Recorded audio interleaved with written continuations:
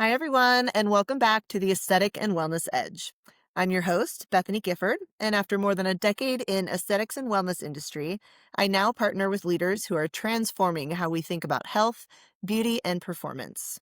Today's episode dives into the cutting edge of AI, fitness, and longevity, and how technology is helping people train smarter, recover faster, and truly optimize human potential. But first, a word from our sponsor. This episode is brought to you by New Era Intel. At New Era Intel, we help medical spas, dermatology clinics, and plastic surgery practices who are struggling with inconsistent patient retention, underutilized CRM systems, and manual systems that hold back your clinic's growth potential so they can finally increase quality repeat bookings, streamline operations with AI automation, and grow predictable monthly revenue with the right systems and strategy. They're able to create a premium, seamless patient experience while freeing up their team to focus on what they do best. If you would like to take your business to the next level, head over to neweraintel.com to get started. My guest today is Connor Ward, franchise owner and corporate strategist at SmartFit Method, a tech-driven fitness and wellness company with locations across Southern California and Utah. Connor has a master's in exercise physiology and a deep background in performance nutrition. He's helping redefine what's possible in just 20 minutes of precision training. Connor, welcome to the show. Thank you. Well, all you listeners know I am absolutely obsessed with AI and fitness, so this show was an absolute no-brainer for me. Connor, I would love to kind of know what transition from a trainer to a franchise owner to a corporate leader. What was that journey like for you? It was kind of a natural progression over time. I mean, starting as a trainer and kind of my background is I dealt with some health issues as a kid that I realized the importance of health because I was shown kind of the opposite of that when I really struggled with my own. And I was an athlete growing up and I was always a pretty like brainy kid. And so with those different experiences, it kind of fueled and pushed me towards pursuing a career somewhere within the healthcare wellness industry.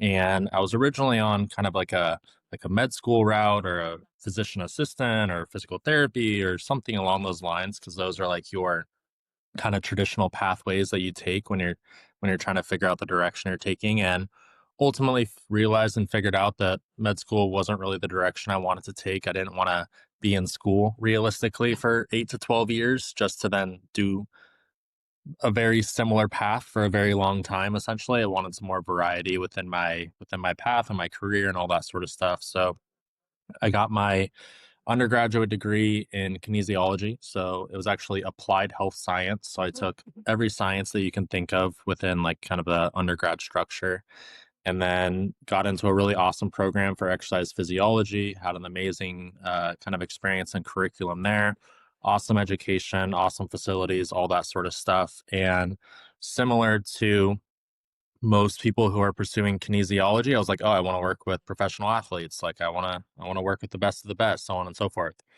And the reality is, and not knocking it, but it's not as glamorous as it sounds from the inside, and got some experience to it. I mean, you work very long hours, you travel a lot, you don't really make all that much money. So it's, unless you're really, really passionate about it, then it's a challenging career to pursue.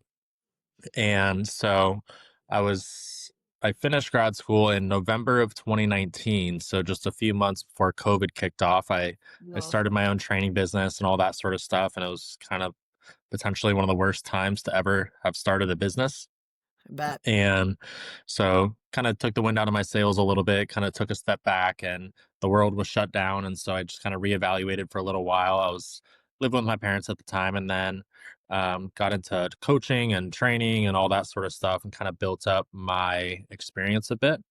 And having just graduated from graduate school with my master's, I thought I knew everything in the world, and so I wrote a book, and I don't even remember the title. Looking back at it, but what I really lacked was real world experience within all of the kind of education and knowledge that I gathered within grad school and my own reading and all that sort of stuff. And so I took a lot of the time that was afforded to me by the world being shut down, and I was reading lots of different books and kind of just trying to build upon kind of the foundation that was built within my graduate program. So the way I think of kind of looking back is my grad program really built a solid foundation of understanding. And the way I describe it is like with the MS and exercise physiology, you learn everything that happens in the body when you do exercise, and then you learn everything that happens when you don't exercise. So whether that's metabolic health, whether that's fueling your body, it's VO2 max, it's all the things associated with that, strength training, all that stuff. And then as soon as I finished my grad program, I got did like a 12-month nutrition program to then kind of Mm. fill in the blanks. They say like exercise is queen, nutrition is king, or something along those lines for really getting long term results and kind of focusing in on like the health component of it as well. So, MS in exercise physiology, I think it was called like a postgraduate diploma in performance nutrition, about a 12-month program there. And then I was working as a soccer coach, working as a trainer, and then ultimately, kind of fast forward, let's say 2 years or so, I started working as a trainer at a place called SmartFit and just applied for a job, looked really cool. And to your point, SmartFit is basically the marriage of AI or technology and fitness. And it's actually very funny if you Google 1800s exercise equipment or 1900s exercise equipment, yes, it looks a little bit more rudimentary, but it pretty much looks exactly the same way as it does now, as far as whether it's a squat machine or knee extensions or whatever it may be. And so, technology, while it's really infiltrated a number of different areas in our lives, I just looked up at my smart stove that I have in my kitchen. It's like we have so many different smart things within our life. We have Yeah. electric vehicles, we have whether it's email, or we have the supercomputer like in our pockets with our cell phones. Like technology has infiltrated so many different areas of our lives, but it hasn't necessarily gotten into fitness all that much. And granted, we have wearables, which I don't know where my Whoop went. I was just wearing it. So we have wearable technologies, we have Aura rings, all these different things. And so technology is starting to really infiltrate like wellness and fitness and whatnot. But Smart Fit is that pursuit where we're trying to utilize technology to improve the efficiency, the safety, the effectiveness of exercise. And then what's awesome with the equipment that we use is that every single workout is measured. We do assessments on a daily, monthly, quarterly basis for all of our members. So there's very little doubt or Mhm. misunderstanding of like where someone actually is, because the data is so clear of your strength, your body composition, your VO2 max slash cardiovascular health, your grip strength, like all these different things that are indicative of not only like your current health, but also your long term health. And then being able to take all that information for people and then give them like uh, personalized and actionable plans. And so kind of taking a few steps back, as I became a trainer at the studio, I recognized like this is amazing. Like I haven't seen anything like this. Like I just finished grad school. We're supposed to strength train 3 to 5 times a week for 60 to 90 minutes and do push pull legs or this many sets of this or this many reps of that, and all these sorts of things that while we still utilize some of those principles within the studio, so we still rely upon like foundational principles, we do it in such a unique and different way than what the traditional model kind of expects us to do. And so being a trainer, having some like higher education and understanding of how exercise works on a fundamental level and all that sort of stuff, I recognize that, okay, A, this is really cool. B, people are getting awesome results in way less time. So at that time, our average member was exercising for about 60 minutes a week, basically, Yep. doing three different modalities that we had within studio. And we've expanded the concept since then. So it's a little bit different comparatively, but we had people who were doubling their strength within 12 months. And as far as like actual exercise time, they were doing approximately 40 minutes of strength training per month in order to double their overall strength. And so seeing the results that people were getting, being fresh out of school and having a decent head on my shoulders and recognizing like, oh, this is cool, this is real, this is legit, like this can really get people results. And then having discussions kind of on like the business side of things as well. It just really made sense to dive into it. And as far as kind of the progression from trainer to owner and then kind of part of the company as well, I've gotten a lot of experience within the studio, and combining that with the knowledge that I bring to the team, and then like I said, having a decent head on my shoulders, I feel like I've really been through those 10,000 hours of becoming an Yeah. expert. I've done somewhere around 35 to 40,000 workouts with members, and so I've Wow. seen a lot of different things. I've seen and heard different challenges and different results that people are looking for, which many people, not to minimize it, but many people think, oh, like I'm unique or I'm different. And it's like, well, there's a lot of people who are within your circumstances. And it's like Yeah. strength training is strength training is strength training. And we all need to be doing it. And there's certain things that apply to so many different people. And so by really focusing in on the most important elements of what fitness is, what exercise is, like what are the results that people are after, and then creating systems and programs and protocols to then meet that person where they're at and then bring them forward to get the results one step at a time. I know that was a lot of words, so we can Awesome. dive into kind of some different areas there. No, that is awesome because I know a lot of our listeners are probably like, "What are you talking about? AI and fitness together?" I know that when like the very first, what's it called? The resistant machines came out, kind of geared towards older people that can't free weight. So it's more Yeah. like their own body weight. That was revolutionary. But now, integrating all this it's fire. I love it. I love the whole thing. Well, you had said before SmartFit's mission was to kind of make like elite level training accessible to everybody. So, how do you take that data? Because I know you said there was a lot of data points, and translate it into something like simple and actionable, like for the members.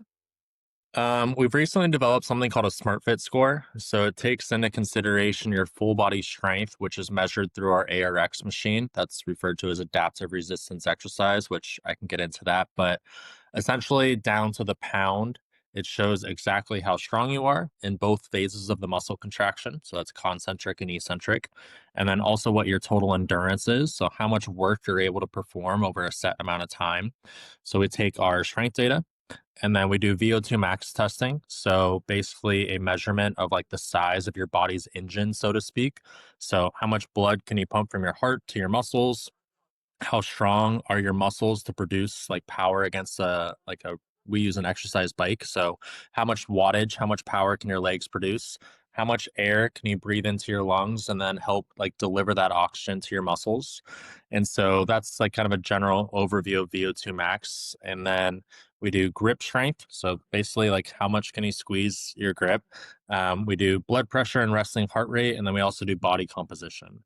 So we do a handful of those values, like the strength machine, for example, we measure those every single time you do your workout. So it's simultaneously like a workout and an assessment. VO2 max testing, we do every 3 months. So on a quarterly basis, same with like the resting heart rate, blood pressure, and grip strength. And then we have our body composition scans on a monthly basis. And by having all those different things, so we're looking at strength, we're looking at kind of vitality with your grip strength. We're looking at cardiovascular health through your VO2 max, your resting heart rate, and your grip strength, your blood pressure, sorry. And then we're looking at body composition with our body scans. And those are realistically going to represent 90+% of what it means to be like physically fit or like Yeah. physically robust. And so we take each of those numbers and we weight them according to their kind of contribution to overall wellness. And then we give like a single score. And then all of those values are also normalized for age, gender, and body weight. So you're getting scores in all of those different areas based on like so you're a 42-year-old female, you're of average body composition and body weight, your grip strength is this, your blood pressure is that.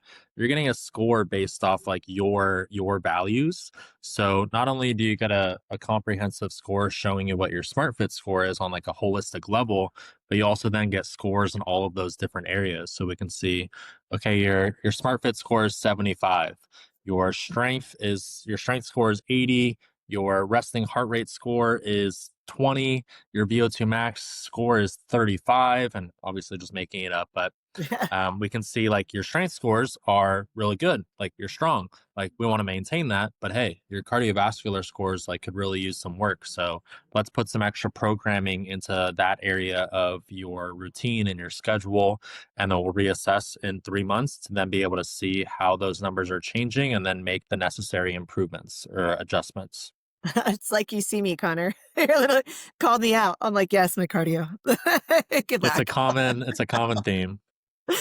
Crazy. Well, what's the biggest misconception behind when you tell people they have, like, a 20-minute workout? I mean, Well, that that was would gonna be I my feel exact sick. point is when you were introducing the concept, one of the last things you said was a 20-minute workout, and people think, "There's no way I can do anything, like, meaningful within, like, 20 minutes," basically, and if you think about the 3 main principles of exercise or variables of exercise, they're gonna be frequency, intensity, and duration. So frequency is like how hard you're working, right? Intensity, how hard you're working, frequency, how often you're working out, and then duration, how long you're working out. So the challenge with most approaches and pieces of equipment is that with the intensity, it's almost arbitrary. So I mean, personally, I've only ever done one spin class, but it's a good example where if you're in a spin class and they say, okay, turn your dial 3 clicks to the right, it's like 3 clicks is going to be something completely different for Susie next to me or George on the other side of me. It's like it's going to be a completely arbitrary difference in the intensity of what that person's doing. So they're all doing a 50, 60-minute class, but the intensity of that class is completely different. And then if I say to one person, "Hey Ron, I want you to go run for an hour. Like don't stop, keep running, keep moving the whole time." If he sprints the first 90 seconds or whatever, then he's going to be walking for the next 3 to 5 minutes because he has to recover. If he walks or jogs, like there's a decent chance he'll be able to maintain that intensity that for like the entire time. So what we're able to do within our workouts is the duration is 20 to 30 minutes. But by using the technology that we use, it's what's referred to as adaptive resistance. And so it's adapting to what each person is capable of doing, like in that present physiological state. And so with like our strength equipment, an example that comes to mind is I've done I don't know, 150, 250, 300 workouts like on our strength equipment myself. And I have every single session that I can slide through and look at like how I performed on that given day. Wow. And there'll be days where I'm 30 to 40% lower than what the highest numbers that I've produced on the machine. Like I'm not always going to be feeling my absolute best and be able to perform to my highest level excuse me, each time I get on the equipment. But because the equipment is adapting to what I'm capable of doing on that given day, it's going to adapt to my exact needs within that moment. And kind of where I'm getting with this is that every single session is matching what your like potential kind of abilities are and like what your max abilities are in that session. And so if I told you to go sprint as fast as you can for 20 minutes, there's no way you'd be able to do that.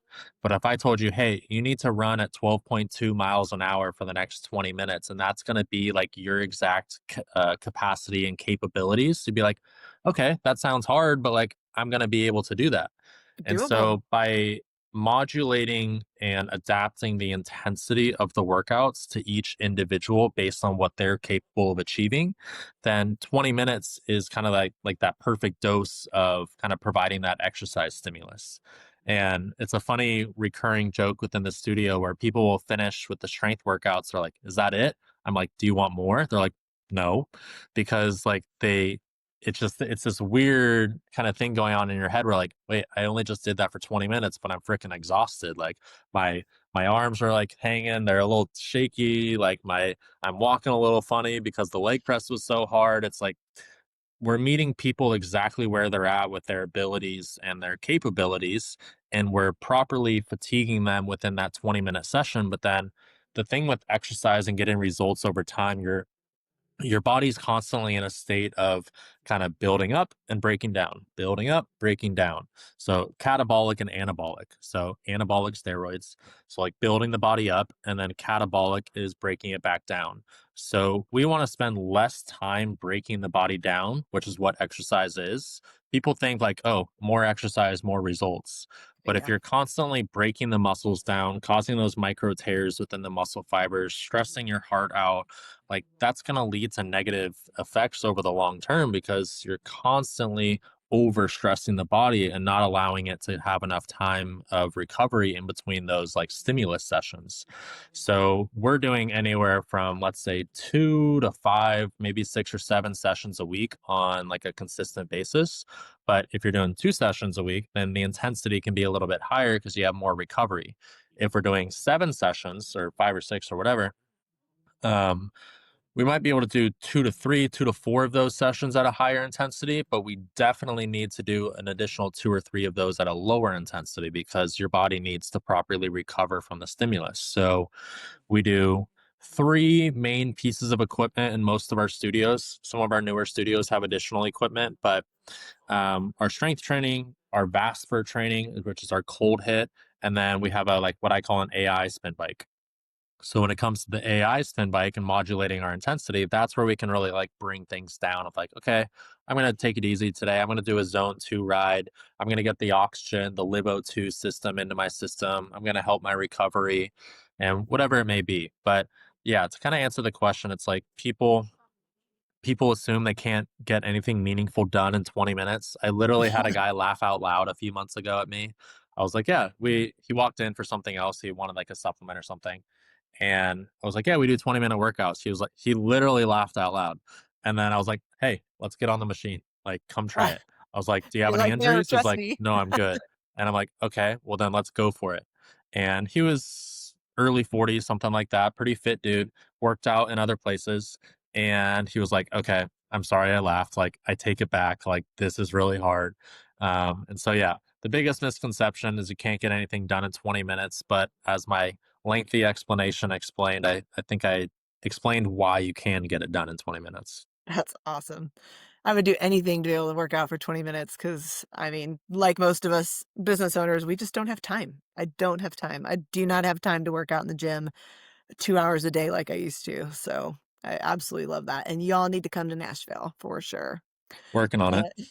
before or beyond SmartFit's like in studio experience, we have a lot of people that are doing B2B partnerships that we work with. And I know that you've recently partnered with another collaboration. So I'd love to kind of hear how that worked and possibly give some advice to those that are also trying to build partnerships.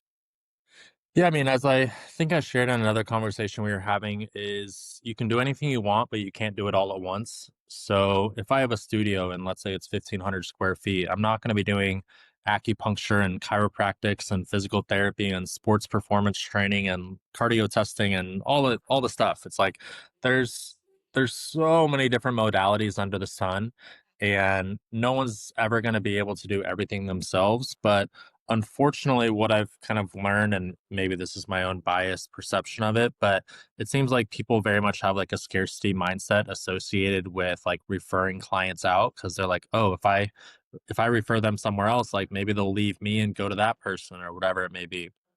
So I mean, there's definitely importance of making sure the relationships you're making are collaborative and complementary and not competing with each other. And like, for example, I'm not going to say, oh yeah, you should go to that boot camp gym or you should go to like this place, like that place. Like that would just be kind of silly on my front. But I'm also of the opinion that I'm a very low pressure salesman. I'm going to give someone all of the value and rationale and reasoning for like why what we do is a really amazing and awesome product. And I'm going to try to illuminate and show them that.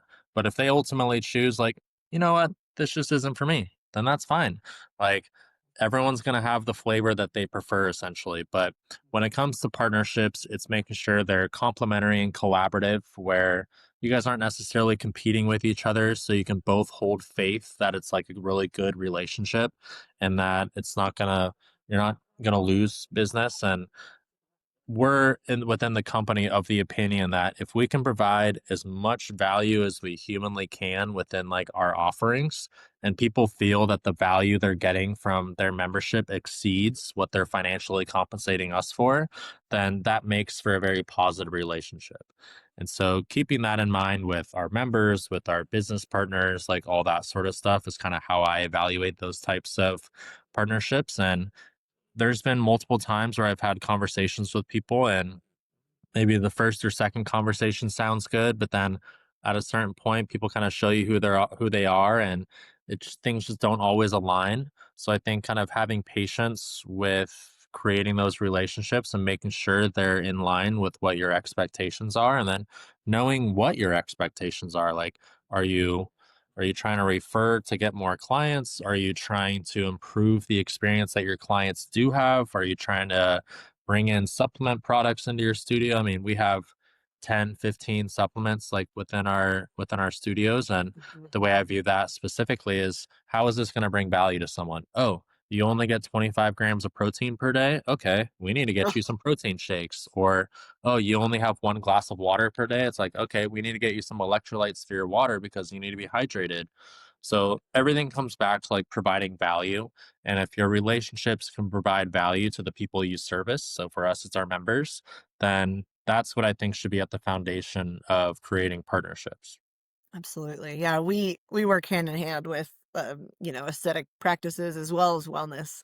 And one of our main key points for growth is partnerships and collaborations. I mean, referral systems are great. You refer me, I refer you. It's free. It's free marketing, and especially when they align. So, I think that's really good advice for our people who are trying to branch out a little bit. And it's Um hard to branch out because you can only it do so many things is. at one time. It is. Yeah. We're big fans of helping people do that for sure, cuz you can automate all the things you want and you can offer all the things you want, but when you have that specific few partnerships here and there, it really makes a difference, especially if Mhm. you guys are doing the same thing or have the same goal. So, well, for our franchisees that are looking at this show today, I know that a lot of people have multiple locations that are also kind of, shaping the look and feel of their business. So, what's been kind of the biggest learning curve as a franchise owner for you? Well, I mean, I started the business right out of school, but again, that the wind was taken out of my sails with the world shutting down and whatnot. So, I mean, this is my first experience of really owning and operating like any sort of business. And I mean, I worked for my dad's company, who he's had his company for 20, 25 years. So, as a teenager, I worked for him. So, I was exposed to that.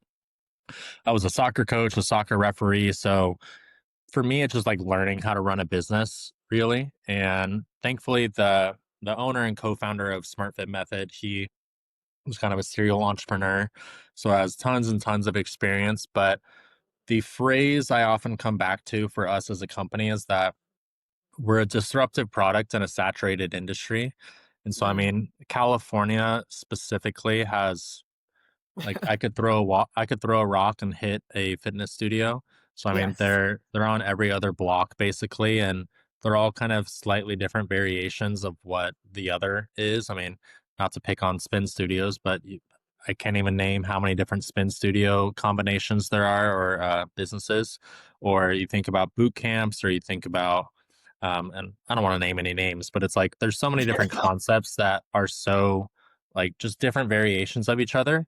And SmartFit, while there's a number of companies that utilize the equipment that we use, it's like there's nothing like SmartFit within the industry. And what we are has not previously existed.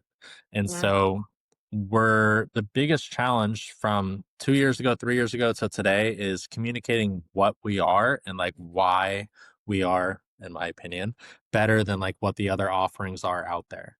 And part of it is the fact that, like, if I own again, I'll pick on a spin studio. If I own a spin studio and I get paid on a per session basis, right? I'm going to say, "Oh no, you should buy the 25 pack. You should buy this one. Like, you should come in 5 days a week. You should hammer down on the bike like as often as you possibly can." Like, they're getting paid to have as many sessions as possible within their studio, and that's the reality of it. And so we have this thing in our head of like more exercise. And the reality is, as I explained earlier, that's not how the human body works. Like, you can't constantly be breaking down the muscles, the cardiac system, all the different things, your nervous system, and expect to like get results over the long term. Like me personally, from a different standpoint, when I don't prioritize whether it's taking off the evenings or taking off the weekends or Mhm. having the rest time to like not actually do anything, I can't go longer than like 4 to 6 weeks without burning out. Like if Mhm. I'm constantly burning the candle at both ends, I'll get to a point where it's like, I don't want to do anything like professional related. And Yeah. so unfortunately, with most products within the industry, there's a incentivization to get more and more sessions when that's counter beneficial to like getting results. So what makes SmartFit so different as a business is we don't necessarily prioritize getting 5, 10, 15 sessions on a weekly basis. And again, I won't name names, but there's certain big box gyms where they need to sell tens of thousands of memberships with the expectation that 80 to 90% of your people aren't going to show up.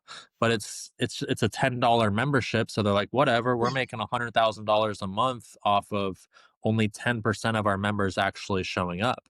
And they'd Wow. be screwed if all of their members actually showed up. Yeah. Versus with SmartFit, it's like if you're not showing up for a week, we're actually working on a feature right now. Like, if you don't come in for a week, we're going to get a notification and we're going to call you and say, Yeah. hey, what's up? Like, you haven't been in the studio. Like, what's going on? Like, we'd love to get you back into your routine, so on and so forth. And so, biggest learning curve and challenge as a company is communicating why we're better. And I use Mhm. that term subjectively, but why our product is better than the comparison. But we're very, in my opinion, like very well run, like studio specifically.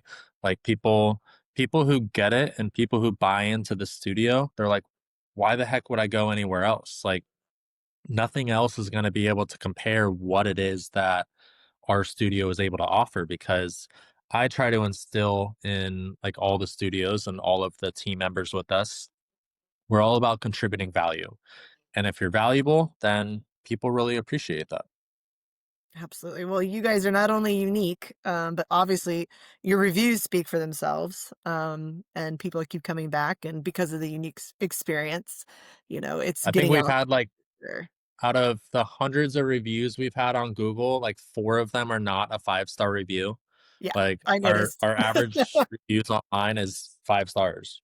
I noticed, and that's really hard to do with all the reviews. So I was like, wow, they're It's funny, definitely good. I have one 4-star review on one of my studios, and the person had never even actually been in the studio. Of They weren't course, a member, they weren't, like, a part of it. I was like, "Who the heck is this person?" But very irrelevant. trolls. That's what they are, all of them. Well, thank you so much for letting us kind of dive deep into the SmartFit method and a little bit behind the scenes of business ownership and franchising and partnership. I think that's Of course. a lot of good advice for our listeners. And if they wanted to get a hold of you or join a SmartFit, where can they get a hold of you? Easiest way is gonna probably be our website, so smartfitmethod.com. Obviously, we're on, like, Instagram and whatnot, and then any of our studios is basically just the city and then at smartfitmethod.com. So, for example, I'm in Rancho Santa Fe right now. That one is unique. It's RSF at smartfitmethod.com. That will go directly to my little square box here. So I would receive that. And then, yeah, the going on the website, learn a little bit about us, and come check out the studio because kind of like the idea of butts and seats sells cars. It's like you got to come out and try the equipment in order to experience what it's actually like. That's awesome. Well, the next time I come home to San Diego, I'll be sure to stop in and try it for sure. Sounds fantastic. Well, Connor, thanks again so much for joining us. And everybody, thank you for tuning in to the Aesthetic and Wellness Edge. If today's conversation inspired you, be sure to follow the show, share it with a friend, and leave a quick review.